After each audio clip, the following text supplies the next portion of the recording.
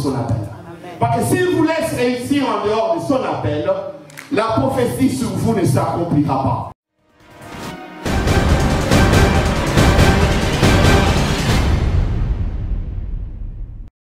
La malédiction, elle peut venir de Dieu lui-même.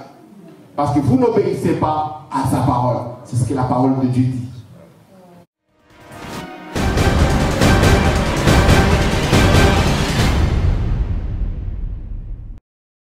Vous savez bien aimé, les choses de Dieu, ce n'est pas votre diplôme académique qui fait quoi que ce soit. Ce n'est pas les degrés d'études que vous avez fait. Ce n'est pas le nom de la famille à laquelle tu appartiens qui fait de toi une différence dans les choses de Dieu. Ce n'est pas ton compte en banque qui fait la différence de ta vie devant Dieu.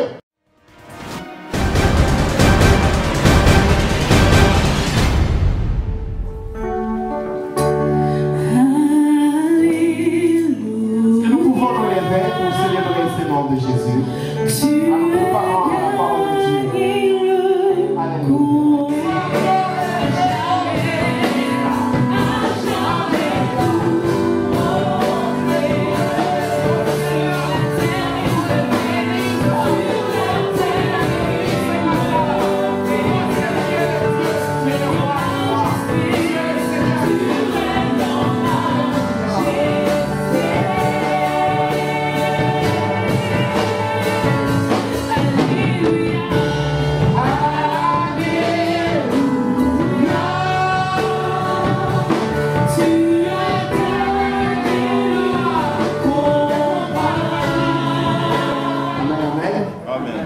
Il a gagné le combat. Jésus-Christ, il règne en majesté. Il faut qu'il règne encore ce matin dans nos vies. Il faut qu'il règne dans cette église. Il faut qu'il règne dans tous les aspects de ta vie.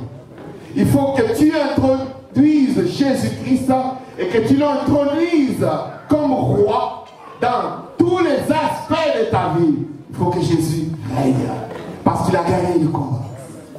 Il a gagné le combat. C'est pourquoi au ciel, les anges l'adorent. Les 24 milliards l'adorent. Les milliards et milliards des anges l'adorent. Ils disent, tu es digne, tu es digne, tu es digne. Et ils prennent leur couronne, ils déposent au pied de sa couronne, de son trône. Et ils disent qu'il est digne. Il adore nuit et jour. Pourquoi? Parce qu'il a triomphé le combat. Et il a arraché le peuple de Dieu qui était dominé par l'ennemi. Il a arraché de la domination et il en a fait un peuple de sacerdoce pour notre Dieu. Amen. Amen. C'est pourquoi il est dit. Alors ce matin, nous allons encore parler de ces beaux noms de Jésus-Christ. Nous allons tourner nos Bibles dans les livres des Actes des Apôtres. Je vais en effet continuer le message que nous avons commencé ici le premier dimanche du mois de janvier, donc le premier dimanche de l'année, sur la puissance qu'il y a dans le nom de Jésus-Christ. Si vous m'avez suivi bien depuis près de 6 mois, nous avons suivi l'apôtre Pierre depuis son appel, son retour dans le monde et son deuxième appel par Jésus-Christ au lac de Génézareth avec la pêche miraculeuse. Et nous l'avons suivi comment il a travaillé avec Jésus-Christ durant les 3 ans du ministère de Jésus-Christ. Et révélant après la mort de Jésus-Christ, Pierre est retourné au même lac de Génézareth. Et Jésus est allé à nouveau le chercher pour cette fois-ci le rétablir dans sa mission. Et là, je vous ai dit avec insistance qu'il est impossible d'aimer Dieu sans accepter la mission. Il est impossible d'aimer Dieu sans accomplir la mission dans laquelle Dieu nous établit. Nous ne pouvons pas de nos bouches déclamer de beaux poèmes, des vers magnifiques qui riment du début à la fin, sans pour autant suivre dans la mission de réaliser les dons que Dieu a mis à nous et l'appliquer pour le bien de tous. Si nous ne faisons pas cela, nous n'aimons pas Dieu. Nous pouvons dire 1000 fois que nous aimons Dieu, mais lorsque nous négligeons d'accomplir le travail dans lequel Dieu nous établit, nous témoignons par nos actes que nous n'aimons pas Dieu. Et Jésus l'a prouvé à Pierre et l'a rétabli. Et nous l'avons suivi lors des Pentecôtes, lorsque le Saint-Esprit est arrivé, Pierre s'est levé et il a vécu alors l'accomplissement de la prophétie de Luc 5 prononcée sur lui par Jésus-Christ en disant « Désormais je ferai de toi pêcheur d'hommes et non de poissons ». Nous avons vu que là, les jours de Pentecôte, il prononce un seul sermon et il y a 3000 personnes qui se convertissent. Donc la prophétie s'accomplit. Et nous avons insisté pour dire aussi qu'il y a des gens qui ont un appel de Dieu. Dieu ne peut pas les laisser réussir en dehors de son appel. Parce que s'il vous laisse réussir en dehors de son appel, la prophétie sur vous ne s'accomplira pas. Si Dieu avait laissé Pierre réussir dans son entreprise de pêche, eh bien, il n'y aurait pas eu acte des apôtres parce que Pierre serait resté dans son industrie de pêche. Mais il fallait que Dieu le coince là-bas, qu'il le bloque pour qu'il revienne à lui afin que s'accomplisse la prophétie de la pêche miraculeuse. Donc il y a des gens qui traversent parfois des situations difficiles et compliquées. Faites attention, n'ayez pas à lutter contre Dieu. Si Dieu vous ramène dans son appel, ne résistez pas contre l'appel de Dieu, parce que vous pouvez retarder votre mariage, vous pouvez retarder votre réussite dans un domaine ou l'autre, parce que Dieu voit les dangers qui vous guettent, parce que pour vous, ce qui importe, c'est le mariage, c'est le travail, c'est la réussite sociale, c'est la réussite matérielle. Si Dieu voit qu'en vous, il n'y a que cette réussite-là qui compte, il peut vous coincer pour vous ramener à la réalité de son appel, qui est d'abord de partager sa gloire céleste, éternelle, en vivant unis à Jésus-Christ. Amen. Amen. Et nous avons vu que donc, Pierre, après la Pentecôte, donc, fait ses sermons, et il y a ces 3000 personnes qui se convertissent, et l'Église commence. Et lorsque l'Église commence, la Bible nous enseigne qu'elle a persévéré dans 4 choses, donc l'enseignement des apôtres, la fraction du pain, la communion fraternelle et la prière. Nous avons expliqué pourquoi cette séquence citée comme ça était importante. Je ne pourrais pas tout répondre. Si vous voulez, vous pouvez nous suivre sur le site du micro de Pasteur Bobo. Ces messages sont repris et je crois sur le site de l'Église également. Ces messages sont repris. Lisez, réalisez et réécouter les messages. Il est impossible en 1 heure ou en 45 minutes de retenir tout ce que je vous dis là. Ayez l'habitude de retourner, suivre la parole, entendre encore la 2e fois, la 3e fois. Vous allez voir, il y a des vérités qui vont devenir évidentes dans vos têtes et dans vos cœurs, alors que la première fois, vous ne les avez pas compris. Il faut méditer la parole. Alors quelqu'un me dira, je ne sais pas comment on fait pour méditer la parole. Ce que je veux vous dire n'est pas de moi, c'est d'Éric Warren. Je trouve que ce qu'il dit est très beau. Il dit, les gens qui disent qu'ils ne savent pas méditer la parole, ils se trompent. Alors je vais vous poser la question que lui pose. Est-ce qu'il vous est déjà arrivé de vous inquiéter? D'avoir des inquiétudes? Qui n'a jamais une inquiétude ici dans la salle? Quelqu'un n'a jamais une inquiétude? Il t'est déjà arrivé de t'inquiéter de quelque chose? Oui. S'il t'est déjà arrivé de t'inquiéter de quelque chose ou pour quelque chose, alors tu sais comment la méditation marche. Parce que c'est exactement la même chose. On s'inquiète comment? Tu penses à un problème, tu vois les conséquences, la gravité, tu vois si ça marche comme ça marche pas. Si là je rate aux études, comment ça va se faire? Tu commences à te retrouver dehors de l'université, tu n'as pas de travail, tu commences à créer en toi l'inquiétude. Parce que tu vois le problème, comment il évolue. C'est le même principe avec la méditation de la parole.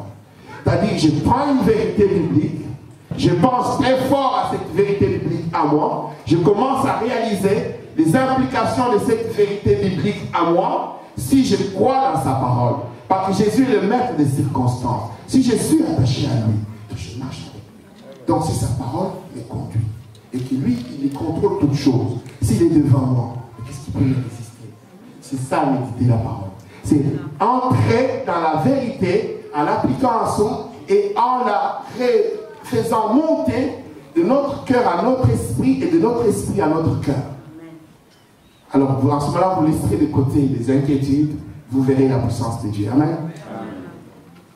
Voilà. Et ce matin, nous continuons. Le premier dimanche de l'année, nous avons enseigné sur Actes des Apôtres, chapitre 3. Qu'avons-nous dit en résumé? Nous avons dit que les apôtres viennent de réaliser un miracle devant le temple de Jérusalem. Le paralytique qu'on amenait tous les jours, ils ont prié pour ce paralytique. En fait, ils ont juste ordonné. Ils l'ont ordonné au nom de Jésus-Christ de se lever et de marcher. Et il s'est levé, il a marché. Et nous avons vu combien le peuple a couru près des apôtres, les regardant comme s'ils étaient eux-mêmes Dieu. Faisant des courbettes, venant donner la dîme d'onction et tout ce que vous pouvez vous imaginer. Mais les apôtres ont dit, mais non, peuple de Dieu, pourquoi nous regardez-vous comme si on était extraordinaires? Pour les apôtres, eux et nous, nous sommes la même chose. Mais de nos jours, les hommes de Dieu ne veulent pas que ça soit comme ça. De nos jours, les hommes de Dieu veulent qu'on le regarde avec une admiration, un étonnement, comme si eux avaient un pouvoir quelconque d'eux-mêmes.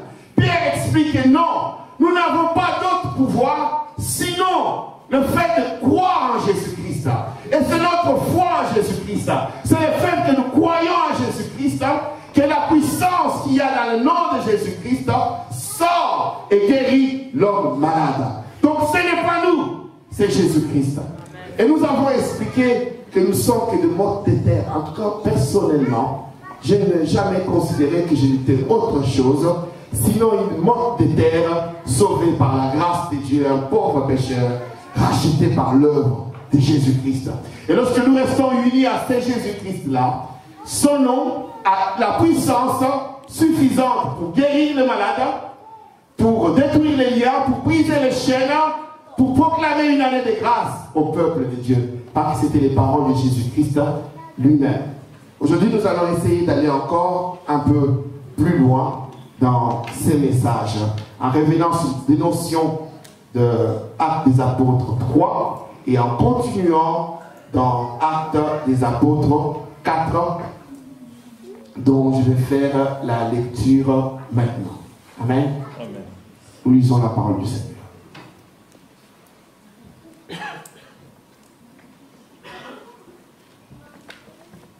Pendant qu'il parlait, Actes des Apôtres, chapitre 4, je commence par le premier verset.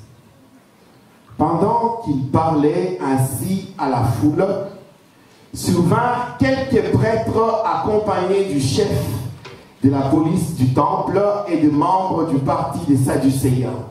Ils étaient irrités de voir les apôtres enseigner le peuple et leur annoncer que puisque Jésus était ressuscité, les morts ressusciteraient eux aussi. Ils les arrêtèrent donc et comme il se faisait déjà tard, ils les jetèrent en prison jusqu'au lendemain.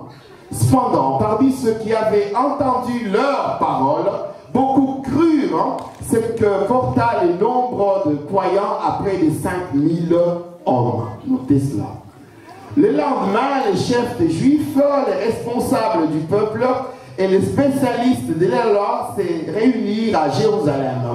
Il y avait là, en particulier, Anne, le grand prêtre, Caïphe, Jean, par exemple, et tous les membres de la famille du grand prêtre. Ils firent comparaître Pierre et Jean, les placèrent au milieu de leur assemblée et les interrogèrent. Par quel pouvoir ou au nom de quoi avez-vous fait cela? That is the question. Alors, Pierre, rempli de l'Esprit Saint, notez cela aussi. Alors, Pierre, rempli de l'Esprit Saint, leur répondit, dirigeant de la maison, de la nation et responsable du peuple. Nous sommes aujourd'hui interrogés sur le bien que nous avons fait à un infirme.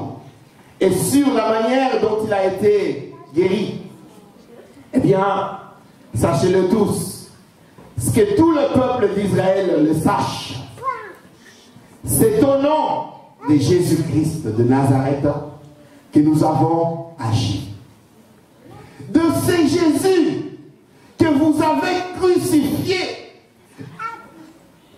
et que Dieu a ressuscité des morts, c'est grâce à lui que cet homme se tient là, debout, devant vous, en bonne santé. Il est la pierre rejetée par les constructeurs, par vous, et qui est devenue la pierre principale à l'angle de l'édifice. C'est en lui seul que se trouve le salut. Dans le monde entier, Dieu n'a jamais donné les noms d'aucun autre homme par lequel nous devions être sauvés. Les membres du Grand Conseil étaient étonnés de voir l'assurance de Pierre et des gens, car ils se rendaient compte que c'était des gens simples et sans instruction. Ils les reconnaissaient pour avoir été avec Jésus. Mais comme ils voyaient debout à côté d'eux l'homme qui avait été guéri, ils ne trouvaient rien à répondre. Alors ils leur ordonnèrent de sortir de la salle et délibérèrent entre eux. Notez leur délibération. Qu'allons-nous faire de ces gens-là, disait-il, car ils ont accompli un signe miraculeux évident. Et tous les habitants de Jérusalem sont au courant. Nous ne pouvons pas le nier. Mais, il ne faut pas que cela s'ébruite davantage parmi le peuple.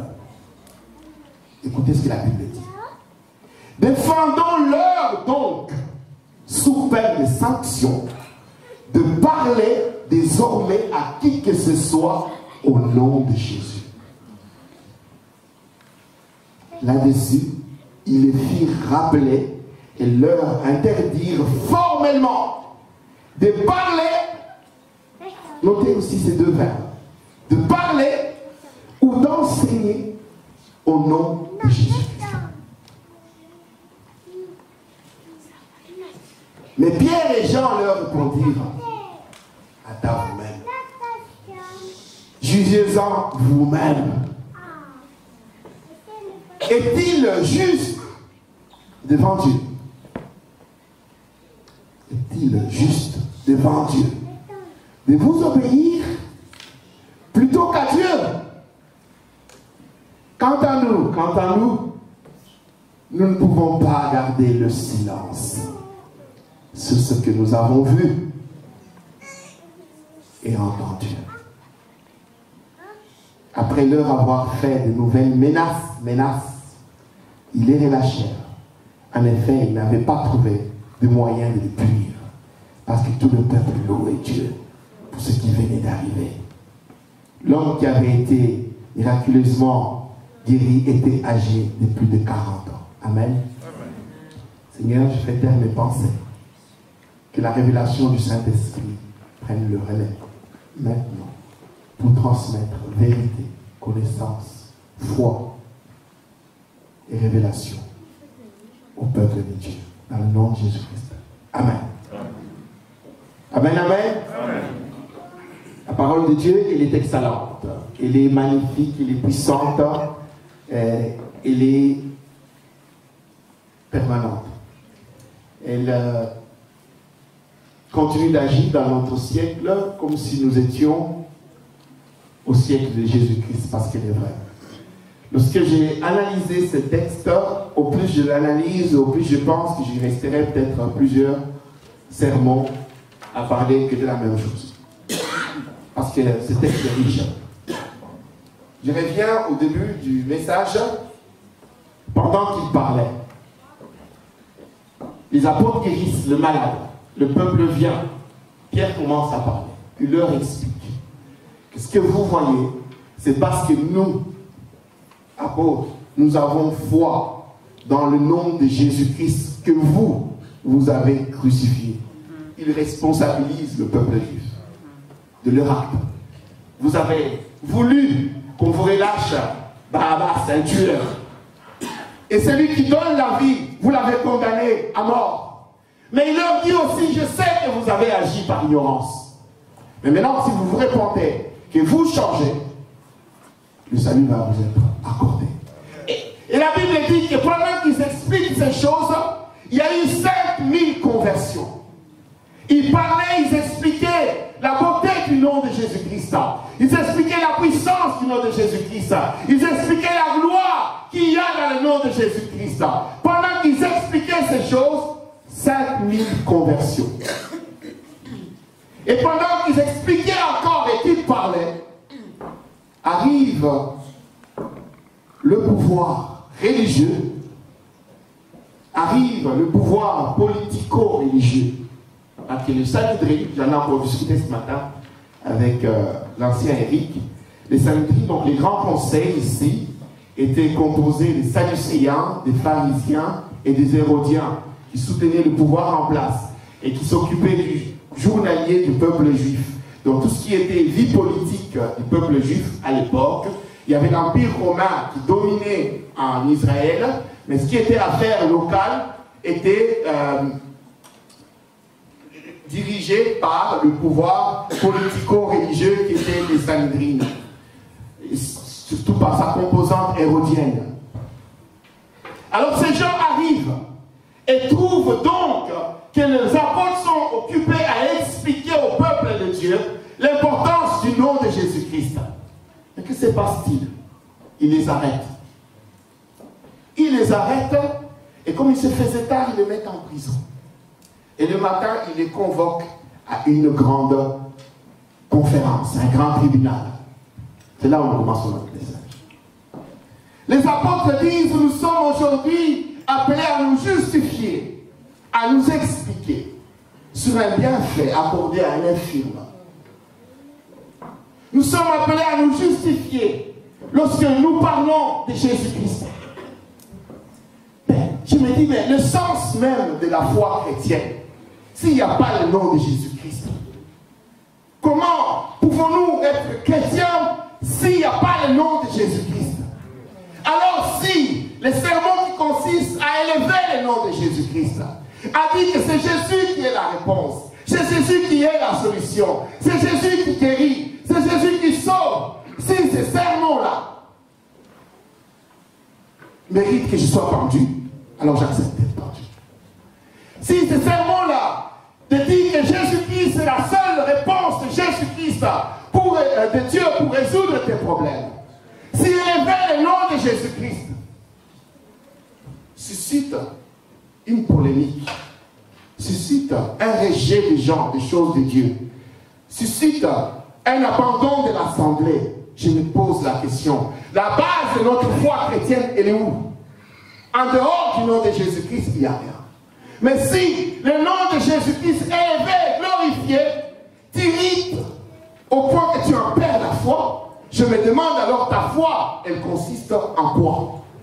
Parce que si la foi a comme base l'œuvre de la croix, l'œuvre de Jésus-Christ sur la croix, si la foi chrétienne est la résultante de l'action de Jésus-Christ sur la croix, je ne sais pas combien et comment quelqu'un peut s'irriter au point d'abandonner son assemblée ou la foi chrétienne parce qu'il y a un enseignement qui dit qu'il n'y a que Jésus-Christ qui guérit. Il n'y a que Jésus qui sauve. Je me pose la question.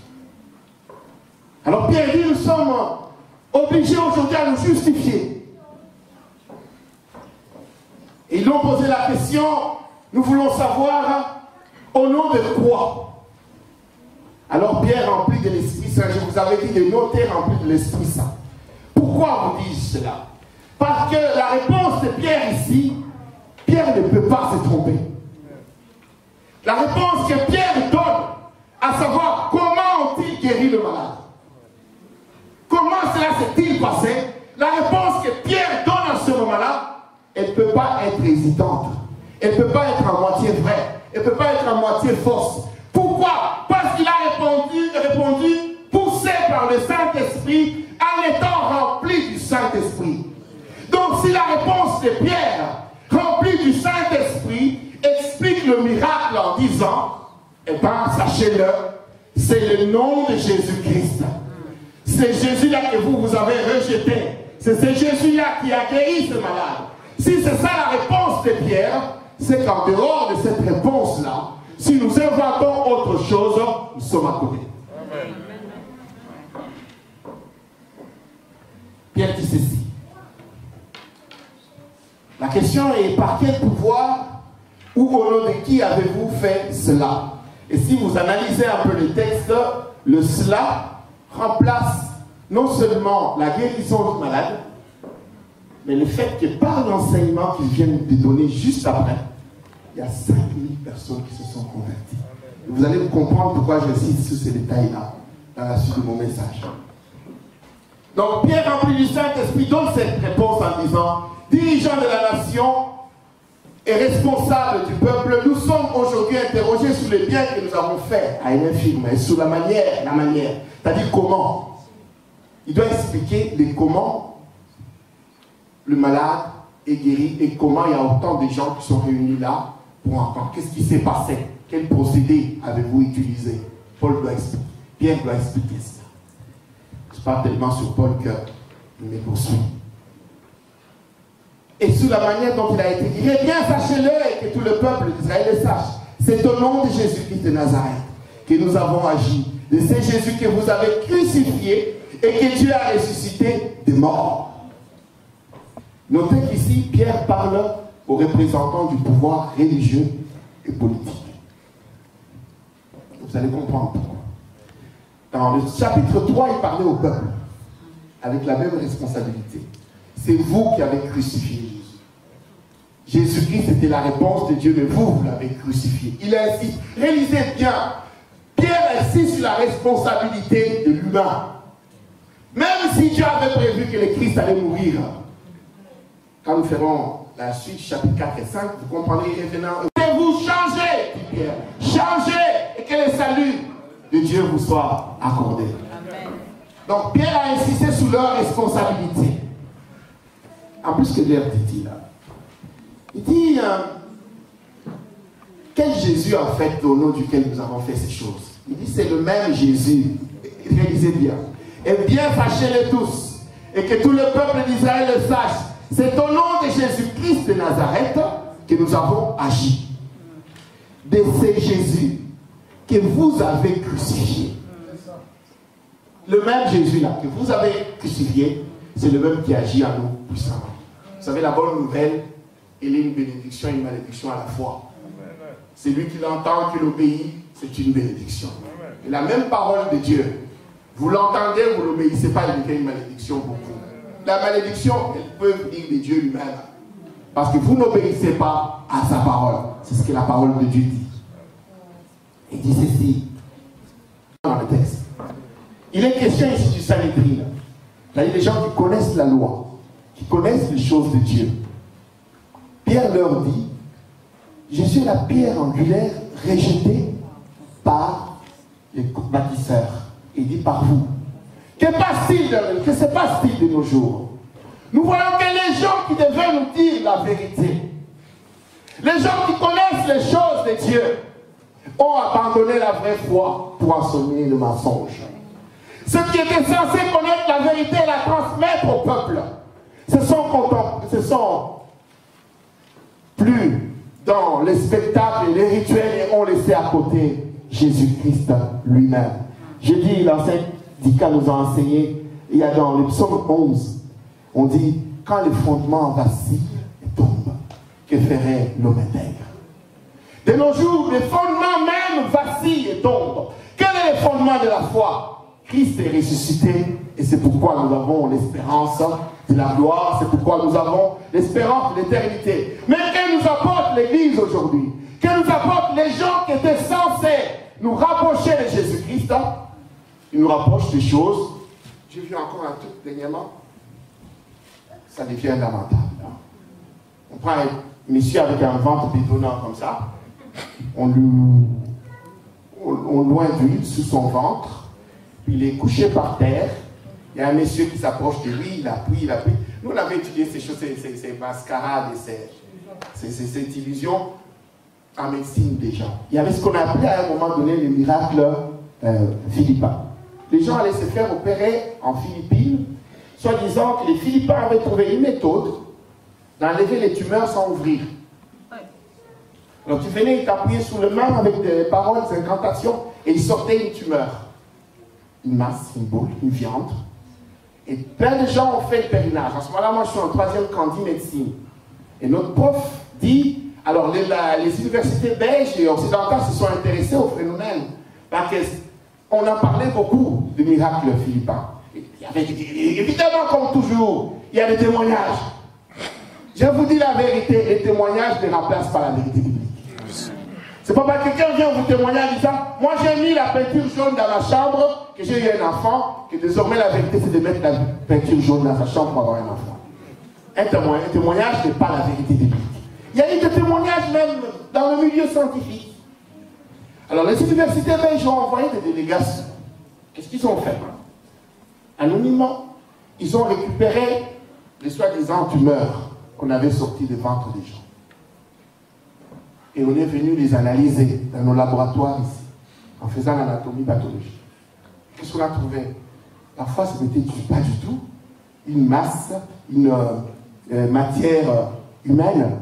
C'était une matière d'une vache ou d'un autre animal. Ça n'avait rien à voir avec un tissu humain. Qu'est-ce qu'on a fait? On a repris aussi les gens qui, soi-disant, on avait enlevé la tumeur de leur pancréas par le miracle tibétain. Philippins. On les a appelés, on a refait des scalaires et des résonances magnétiques, et bien la masse, elle était là. C'est pas parti. Quand je dis Dieu, ouvrez les yeux. Quand le fondement vacille, qu'il doit faire l'homme intègre? Restez attaché à Jésus. Amen. On met cet homme sur terre, par terre, on appuie sur son ventre, mais tu vois bien quand tu regardes la vidéo que la main de cet homme-là est toujours fermée. Quand il appuie sur. En fait, il a déjà la pièce dans sa main. C'est une illusion, il a déjà la petite souris dans sa main. Alors il appuie, ça sort un peu d'excréments. Et puis tout d'un coup, c'était sale d'ailleurs. Alors il y a ses complices qui sont là. Évidemment, quand on appuie sur le ventre, ça fait comme si ça s'enfouillait comme ça.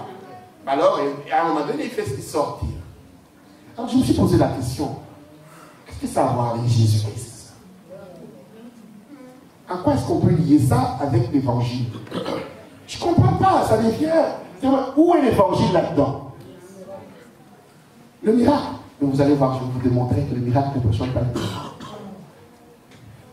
Il sort la souris, et alors, et après, qu'est-ce qui se passe?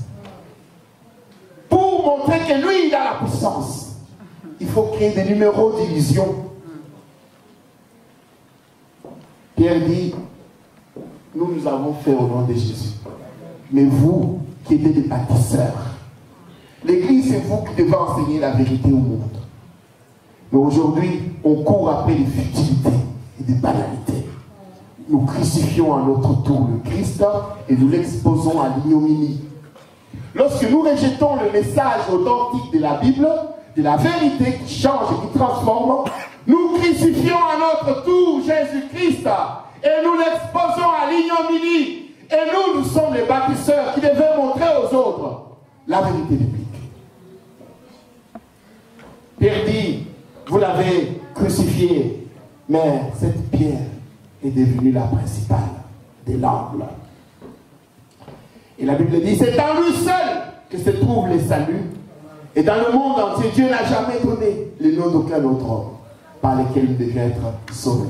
Enfin, je vous ai expliqué que en grec, lorsque nous regardons le mot utilisé dans qui nous devions être sauvés, et le mot utilisé par, vous me demandez pour savoir de quelle manière cet homme a été guéri, c'est le même mot. Est-ce que nous pouvons en tirer comme vérité biblique que le salut éternel ne peut être donné qu'au nom de Jésus-Christ. Et en même temps, la réponse pour notre quotidien, nos problèmes comme la maladie, ne peut être donnée aussi qu'au nom de Jésus-Christ. C'était le même mot. Donc Jésus-Christ est la réponse de Dieu, est la seule pour s'occuper de toi totalement.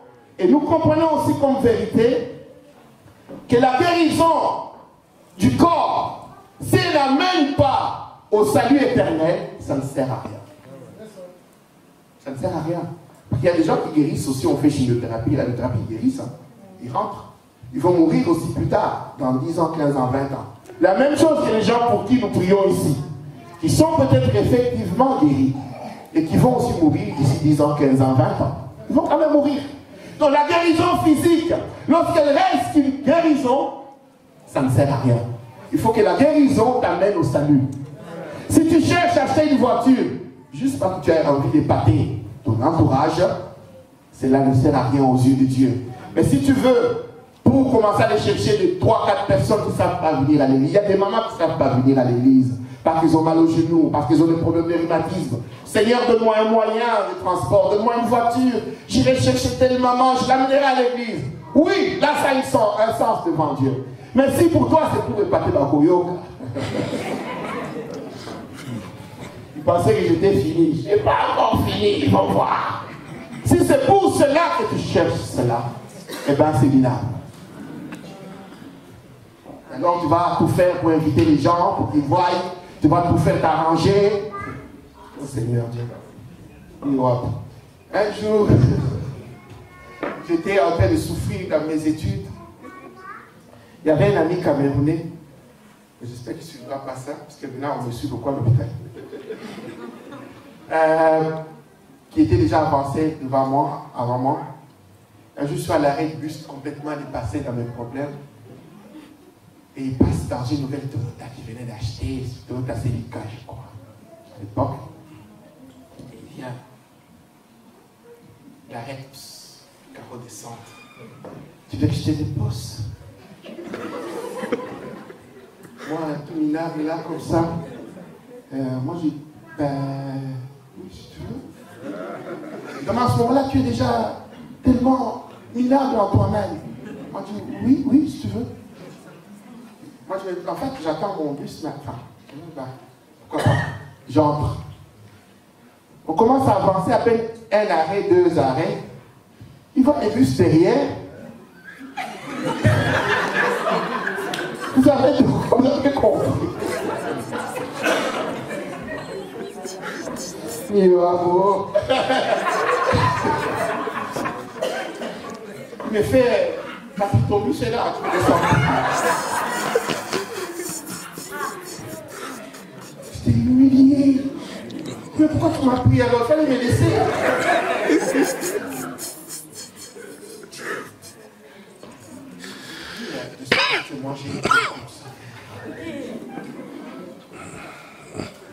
Je suis descendu. Il y en a qui aiment bien humilier les autres. Et ils sont quelque chose.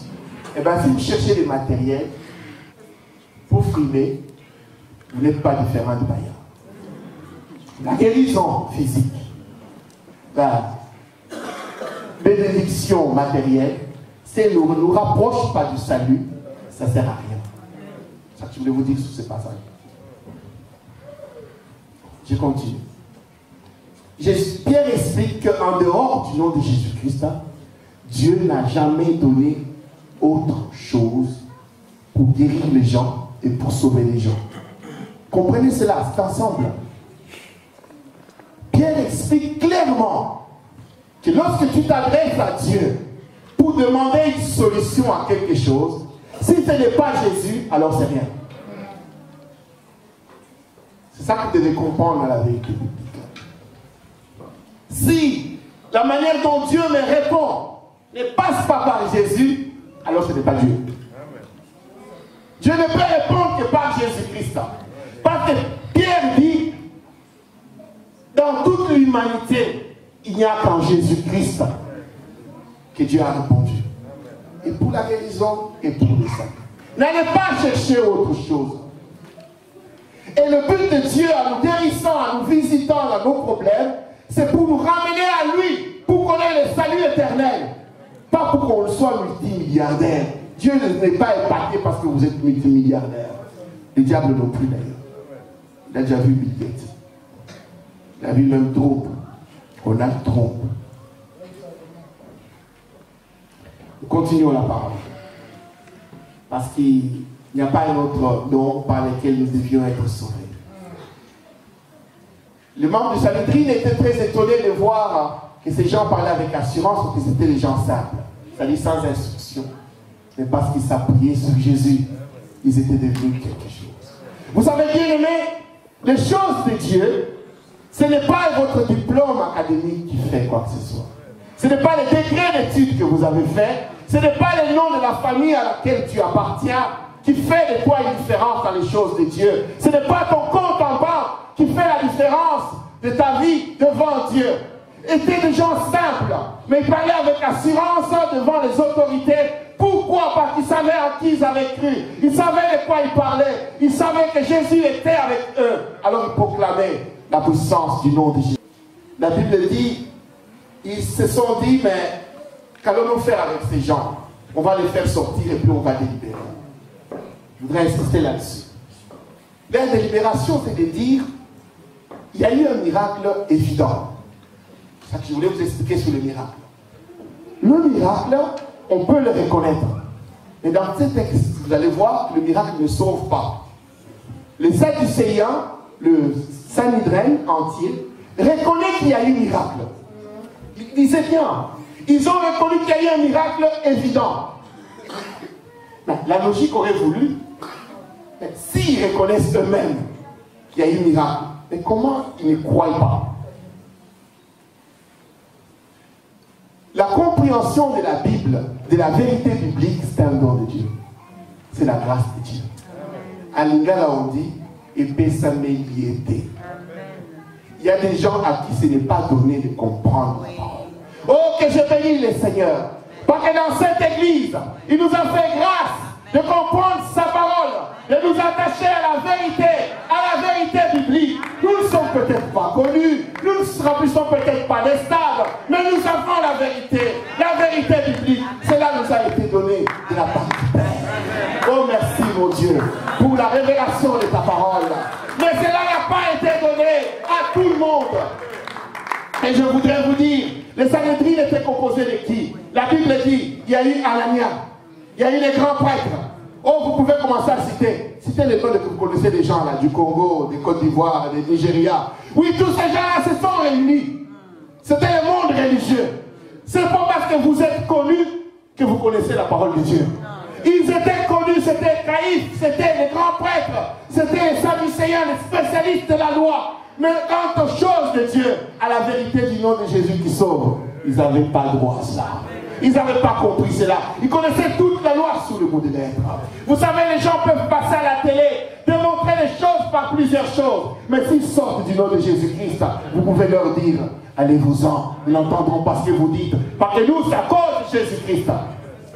Ne vous laissez pas impressionner parce que le nom est connu dans le monde entier. Oh, avant j'aimais beaucoup aussi certains serviteurs de Dieu. Mais je me ravise en regardant la parole de Dieu, en regardant de près le message prêché qui conforme à la parole. Il y avait Anania, il y avait Caïphe, il y avait des grands prêtres, des spécialistes de la loi.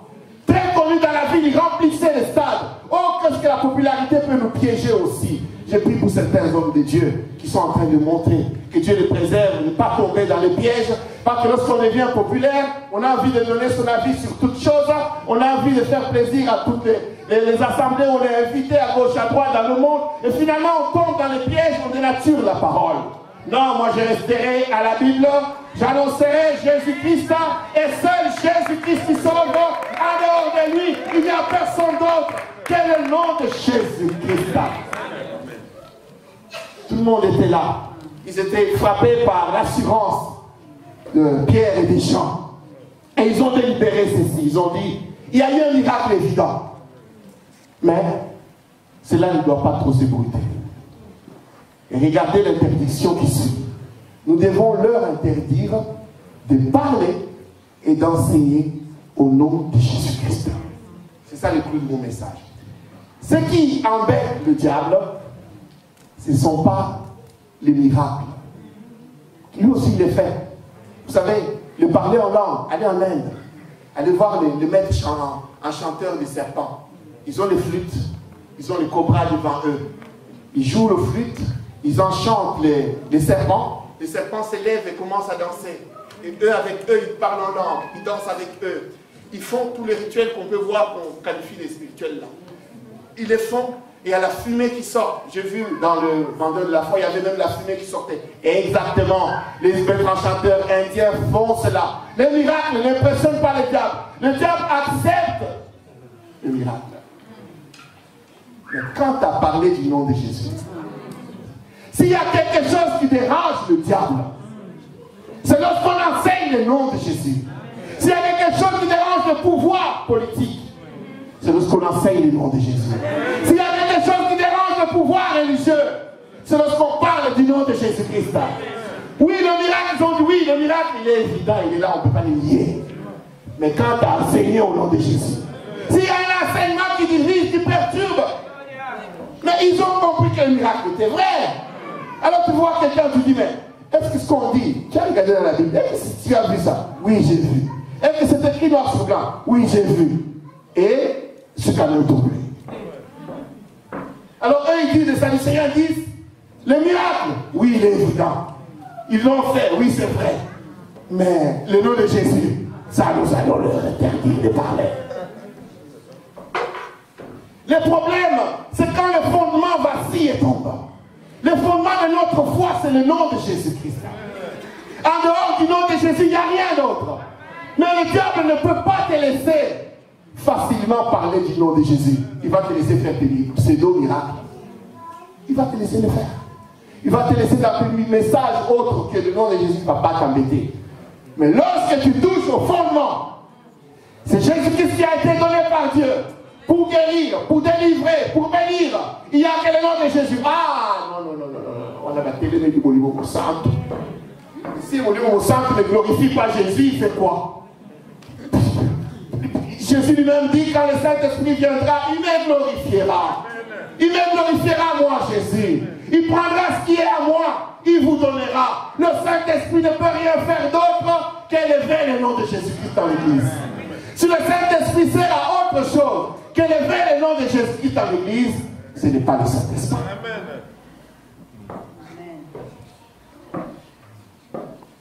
Ils sont étonnés. Ils disent, mais qu'allons-nous faire? Il y a un complot de nos jours. Ce complot reste dans le monde des églises aujourd'hui. Cette interdiction reste. Pourquoi a-t-on si besoin? Essayez de vous poser la question. Pourquoi a-t-on si besoin d'inventer des procédés miracles? Pourquoi? Tout ça pour ne pas parler de Jésus? Enfin, la vérité, c'est cela. On invente les mouscadors, on invente toutes les autres choses là. Parce qu'on n'a pas envie de dire le nom de Jésus. La Bible dit Jésus et nous inventons autre chose. Qu'allons-nous faire avec ces gens? Vous savez, comme vous êtes là, le diable est en train de se poser des questions. Que va-t-il faire avec vous? Vous allez être troublés, vous allez être tourmentés. Parce qu'il ne veut pas que vous attachiez votre vie sur la base. Le nom de Jésus-Christ. Qu'allons-nous faire avec ces gens? Le miracle, il est évident. Nous ne nous occupons pas du miracle. Ça n'est pas.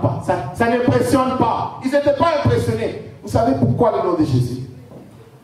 Maintenant, je voudrais revenir dans le chapitre 3 pour terminer et me faire ma conclusion. Pierre explique ceci.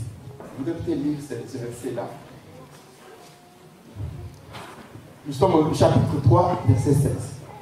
Le nom de Jésus n'est pas l'usage du nom de Jésus d'une manière magique. Je voudrais insister. Faisons aussi la part des choses. Ce n'est pas lorsque les pots de fleurs tombent, je dis au nom de Jésus. Ce n'est pas cela que le nom de Jésus nous a été donné. Ou je vois une mauvaise image, au nom de Jésus. Ça, c'est l'usage talismatique du nom de Jésus-Christ.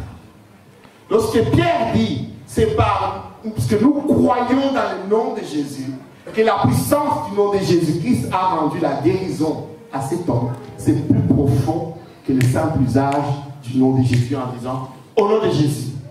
Pourquoi je dis cela? Jésus-Christ agit en nous par son enseignement. Lorsque nous acceptons l'enseignement de Jésus, L'enseignement de Jésus nous transforme. L'enseignement de Jésus nous donne cette force de tenir debout dans la vérité et de marcher selon le plan de Dieu. Alors nous triomphons du monde. Je ne triomphe pas du monde lorsque je passe dans le bus et je vois quelqu'un un peu sale. J'imagine qu'il est peut-être sorcier. Il fait au nom de Jésus. Au nom de Jésus. Au nom de Jésus. Ça, c'est l'usage fétichiste du nom de Jésus. Le nom de Jésus, appliqué comme la Bible l'enseigne, c'est la compréhension de la parole de Dieu et la foi dans cette parole pour vivre selon le plan de Dieu. Alors, la puissance du nom de Jésus triomphe à nous. Arrêtez l'usage charismatique du nom de Jésus. Quand un pot de fleurs tombe, arrangez-le seulement. Pas besoin de dire au nom de Jésus. C'est la futilité, ça. Autre chose encore, le nom de Jésus nous a été donné comme la réponse à nos problèmes. Mais Dieu nous donne aussi l'intelligence de comprendre les choses. Nous travaillons dans l'église. Nous avons un projet cette année de faire de grandes choses. De faire de grandes réunions, de grandes campagnes, d'embellir ces lieux. Mais je peux descendre là en bas et dire, Jésus-Christ, tu es la solution, tu es la seule réponse de Dieu pour nous, comme le pasteur Patrick l'a dit. Maintenant, au nom de Jésus-Christ, je commande de nouvelles douches ici. Je commande des toilettes impeccables ici. Tu peux le faire pendant 1000 ans. Il n'y aura pas de nouvelles toilettes. Le nom de Jésus n'est pas magique. Vous comprenez ce que la Bible dit. Amen. Si, dans l'enseignement, c'est pourquoi je vous dis ce qui avait embêté les Sanhédrines le plus, ce n'était pas le miracle en soi, c'était l'enseignement. C'est l'enseignement qui fait peur au diable. Amen. Plus que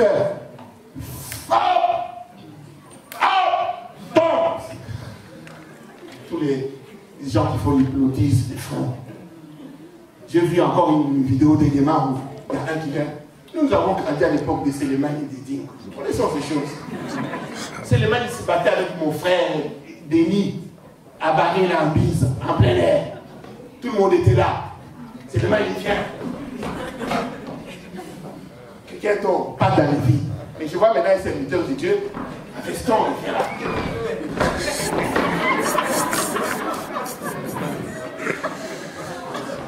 Ça impressionne qui? Ce qui impressionne, c'est l'évangile. Enseigne-moi de transformer.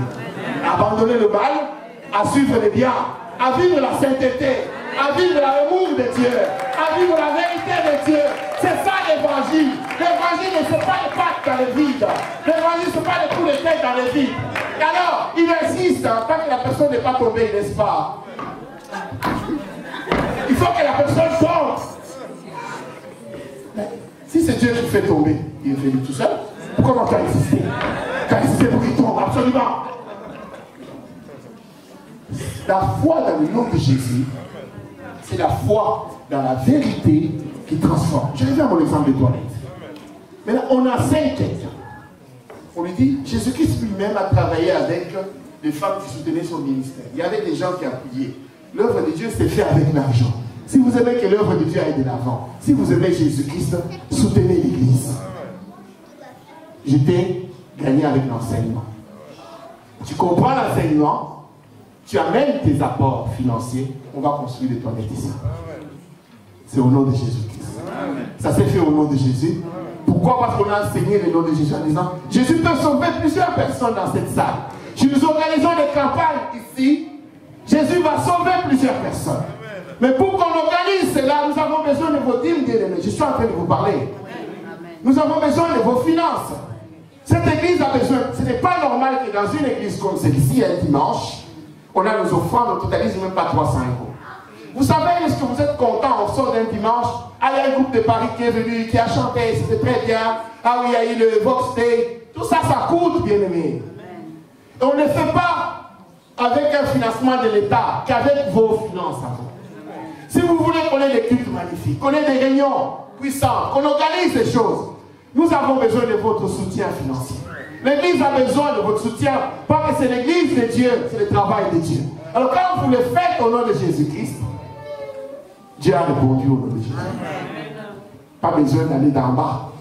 Toilette, je te commande. Je te commande. Au nom de Jésus.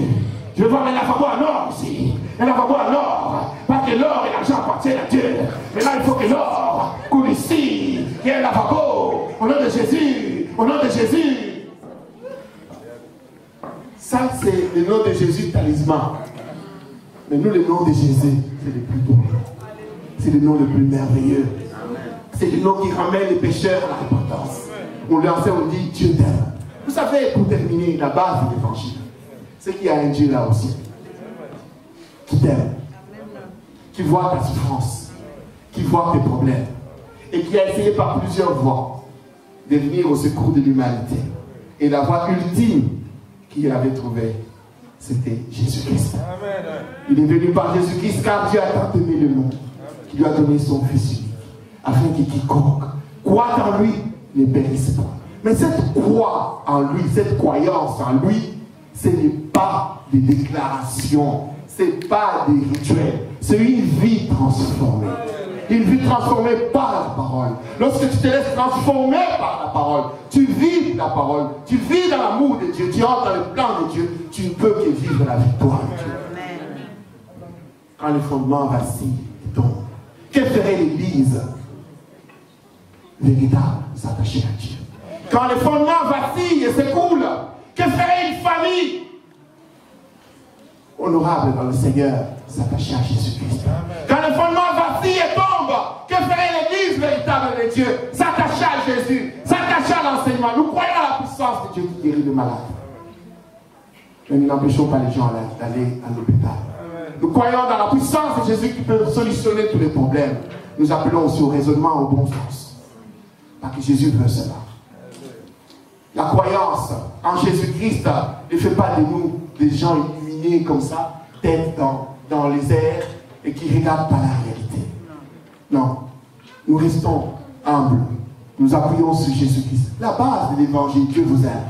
Et il a envoyé Jésus. Croyez en ce Jésus. Appuyez-vous sur ce Jésus. Vous aurez la victoire dans votre vie. Que Dieu vous bénisse.